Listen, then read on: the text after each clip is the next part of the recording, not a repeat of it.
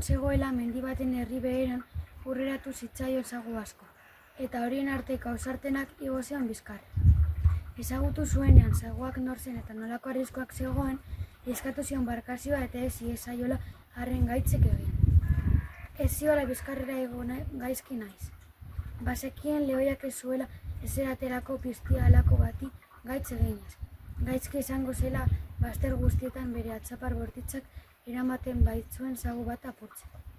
Laga zion bada joaten nahi zuen lekura.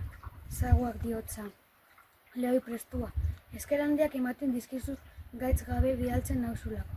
Eta hemen eta nonai egongo naiz zurion egiteko esertan ahal badut. Egun batzuen ondoren, erori zen lehoia prestatu zioten lakio batean.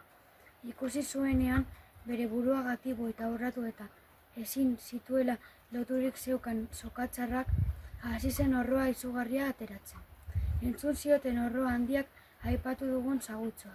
Ezagutu zuen norenak ziran eta esturasun gogoren baten zegoela berari hon egin zion lehoia.